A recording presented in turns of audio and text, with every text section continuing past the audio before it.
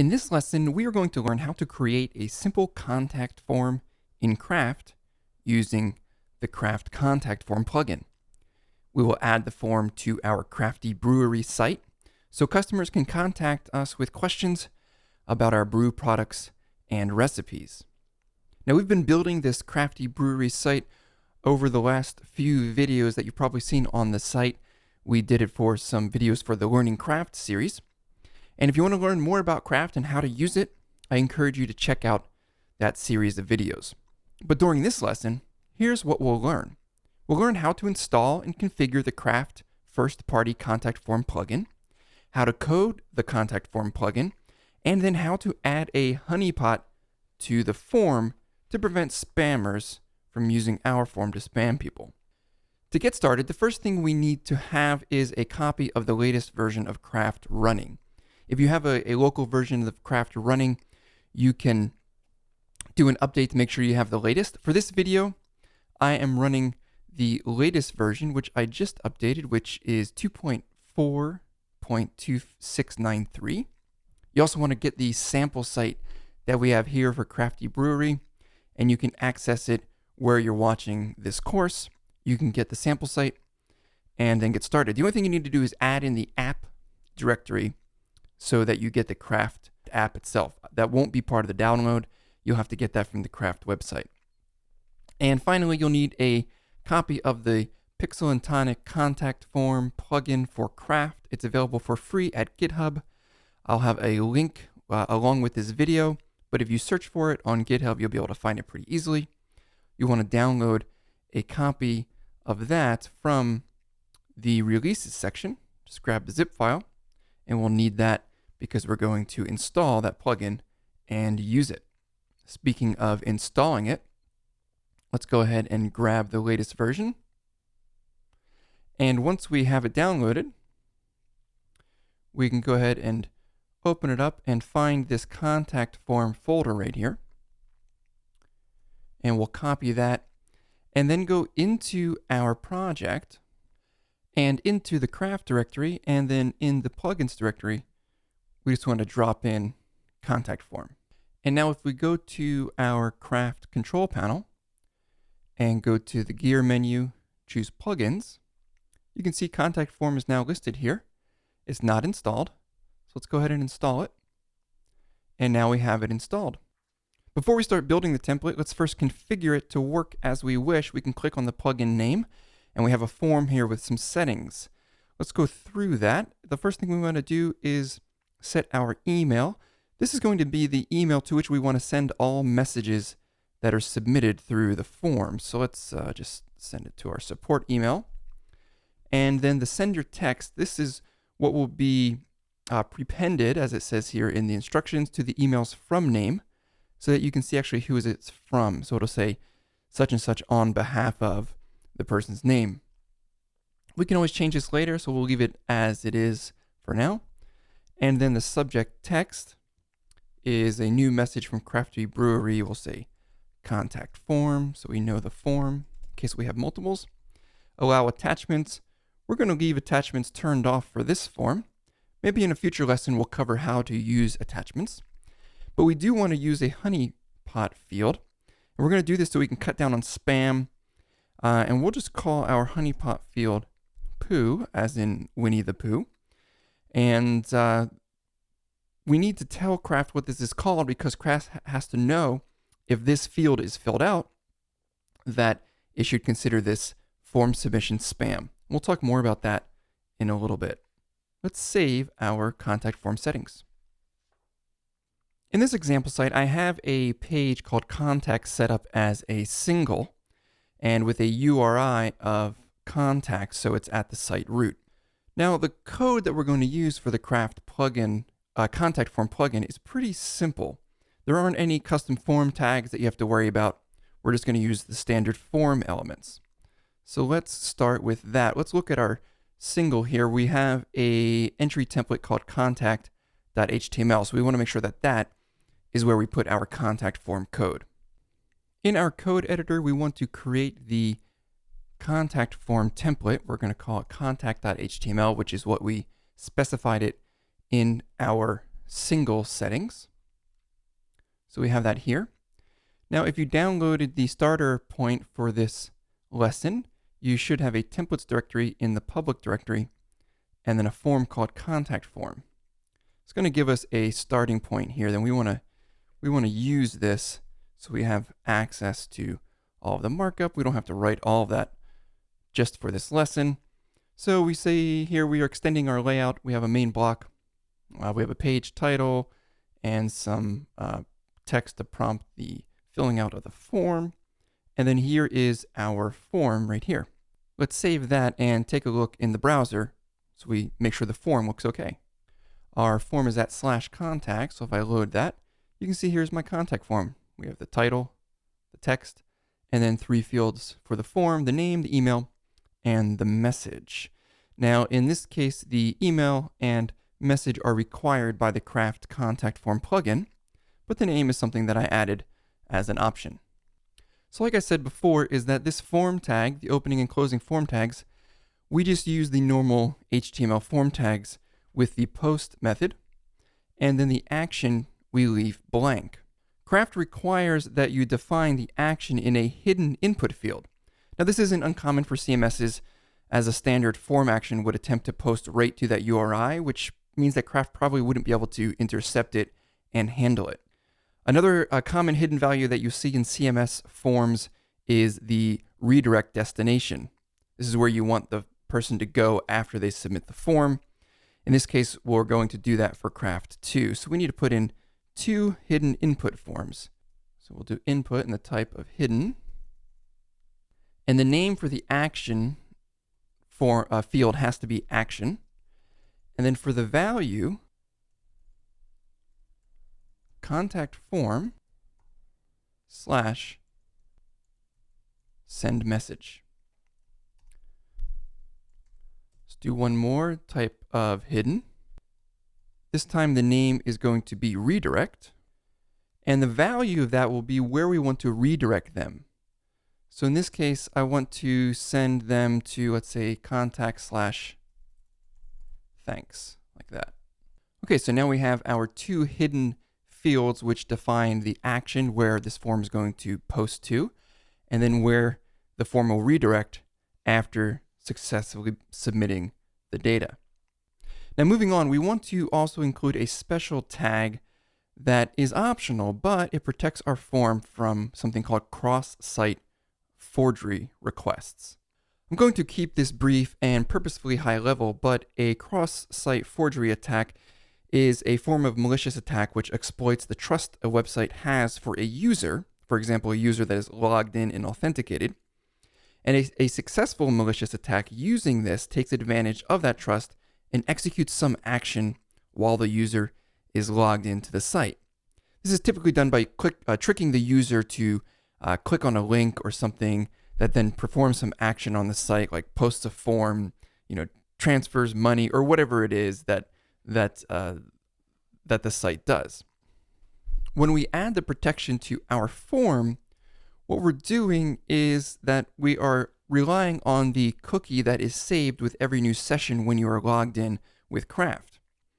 So the cookie that you send via the form must match what Craft expects. Otherwise, a 400 error, which means bad request, is returned.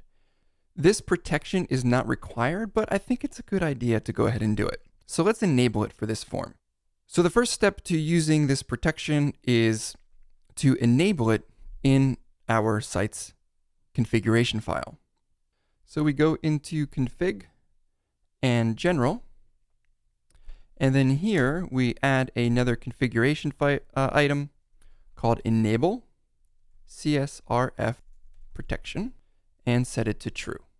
And then back in our template, we need to add this special tag right inside of the form tag, and it is get CSRF input. So it calls this method here. And now we have our contact form secured. So let's save that and load our form again. So we'll reload, and let's view source on it here. So if I look down in my form, you can see I have 3 hidden fields. We have our craft CSRF token, and it has a value here. And then we have our action hidden field and our redirect hidden field here. So now this is all being generated properly, and our form is going to post to the right place, redirect to the right place, and be secured.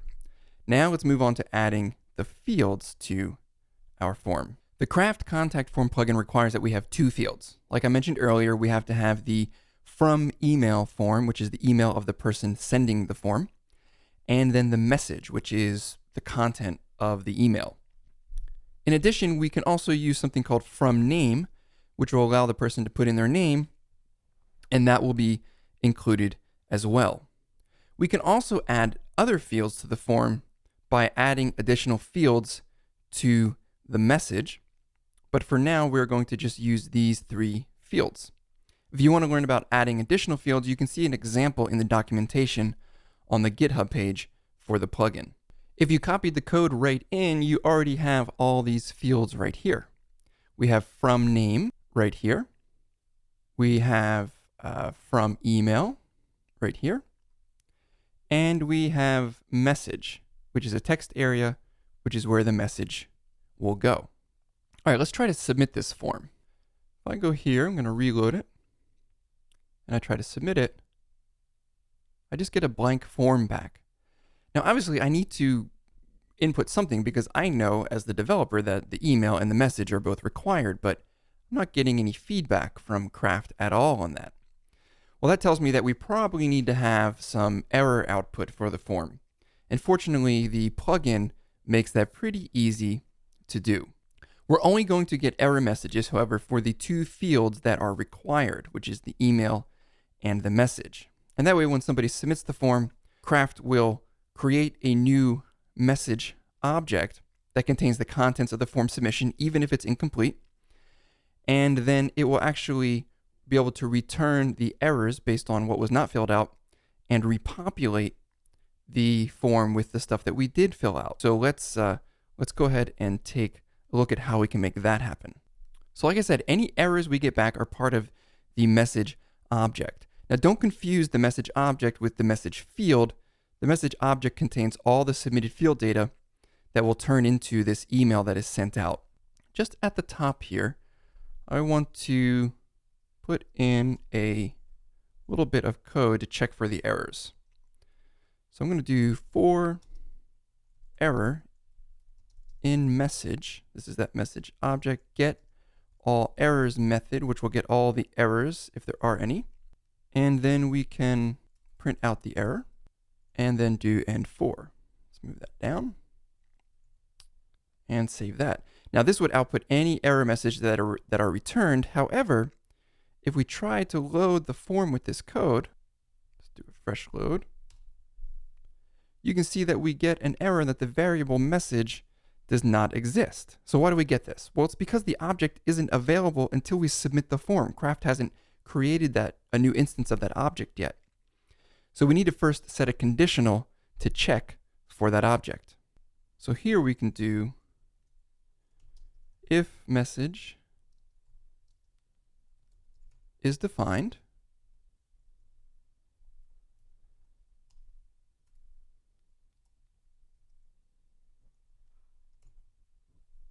let's reorganize that a little bit. And if message is defined, we'll run through these errors. And if not, then it won't run that code at all. Let's just give it a unordered list to make it a little bit nicer. And wrap this in a list item like that. All right, now let's go back and reload our form again. And now when I do it again, all right, everything looks good. We're not running the for loop checking for the errors until we know that message has been created. Now when I do that, now I submit the blank form and I get 2 error messages in an unordered list. Your email cannot be blank and message cannot be blank. All right, because those are both required fields. So this is fine. However, I think it's better to display our errors with the field to which they belong. In the documentation for the contact form plugin, they use right here a macro to go through and find iterate over each error and format it. And by using the macro, it means that they can reuse that for every field. If you want a primer on using macros in Twig and Craft, check out my article on the topic. And there's also some of this included in the Twig and Craft course that I have as well at Majingo.com. All right, so we're going to use a version of this macro in our code too. So we'll call the macro error list and we'll pass in the errors. We'll end the macro. And then inside of it, we're going to check for errors. We want to make sure that there are some errors to show. If there are, we'll say for error in errors. Let's close our end for loop here. And if there is an error, I want to print that out. I'm going to use the small tag, a class of error, and then the error string itself. Now we need to call this macro, and since we're calling it from the same template in which we defined it, call it from self import error list, like that. So now we have our macro, and we can get rid of this here. We don't need that anymore. We have our macro here that we want to use to process the errors. And now we need to display them along with the field here. And now we want to add it to our from email. So right below the input, I need to check to see if message is defined. We're using a ternary operator here. And if it is, we run the error list macro, passing in message get errors method. And then inside of get errors, we're passing in the name of the field that we want to check for, which is from email. We only want to see if there's an error for this particular field, not that there's any errors at all. And now we save that, and we can do the same for our other field here. So we can say message is defined and get errors from message, like that. So now we're outputting it. Let's take a look at that. Reload the form. Now if I click send, all right, now we get two messages in red right below the form to which they belong. Your email cannot be blank and message cannot be blank. Now the reason we're getting that red is because I added a class of error to the small tag, and we're using Zerb Foundation here, which is that front end framework. And so it automatically styles anything with the class of error. However, let's look back at the browser again. If you see here, there's a gap here between the error and the field. Now, Zerb Foundation actually makes it really easy to attach those to remove that vertical space. And we do that by giving the input field itself a class of error. And then it'll actually combine those two so they look a little bit neater than they do right now. To do that, we find our from email here. And then right here at the beginning of the tag, we need to use a conditional. And we want to check that the message object is defined. And if it is, we'll output a class of error. Like that. Now what we are doing is this is the string that we're outputting if that conditional evaluates to true. And then this is the class, and we're escaping these double quotes. And let's do the same thing here. Now let's see how that looks in the browser. Going to reload to get a fresh form. Click send message. And now you can see we're still getting the error message, but now it's attached to the bottom of the field. So it looks a little bit neater than it did before. Now, one thing we do want to make sure that we do is repopulate the field with any information that's been entered. So if I just enter my name this time like this and click send message, I get the errors, but it blows away the data that I inputted. Now imagine I inputted my name and my message and I left the email blank. Well, then it would actually remove my entire message, and that would be upsetting. It's not a very nice thing to do. So we want to make sure we repopulate the data. Now, because Craft creates a message object with each submission and saves any data submitted, no matter if the form is successfully submitted or not, we can then access that data from the object and use it to repopulate the form. So we'll do a similar conditional as we did before with the error class, except instead of printing out a class property with the name, we'll output the value of the object property and then repopulate the form with the data. So back in our from email, let's find our value property here for the input field, and we'll say if message is defined, then we can output message dot from email. And the same thing with the from name, we'll just grab what we just created.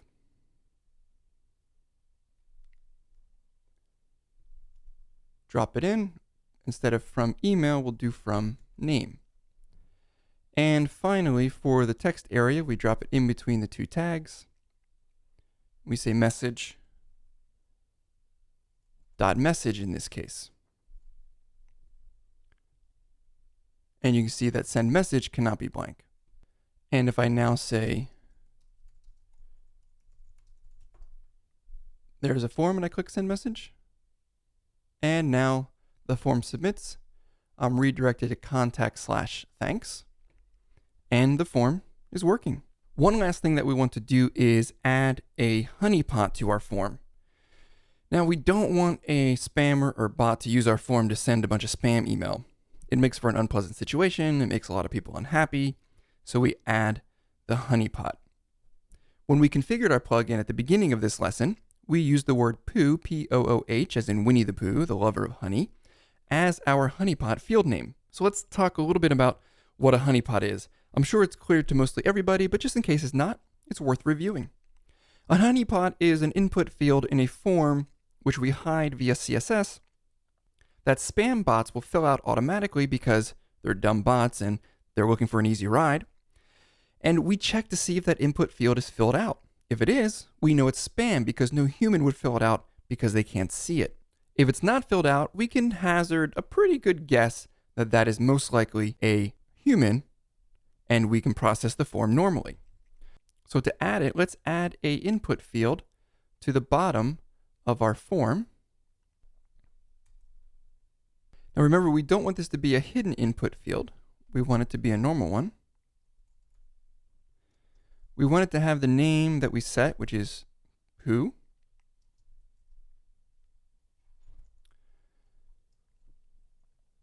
If we reload the browser now, you can see that we have this field right here. Well, we need to hide that.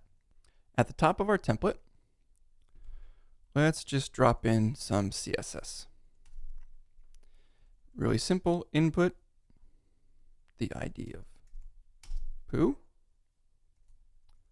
and we'll just do display none. Now when we reload, it's gone, and we're ready to trap spammers and bots. So if they fill out that field, we know, and Craft will automatically not send that along via email. The only thing that's left really in our form now is to create the contact page.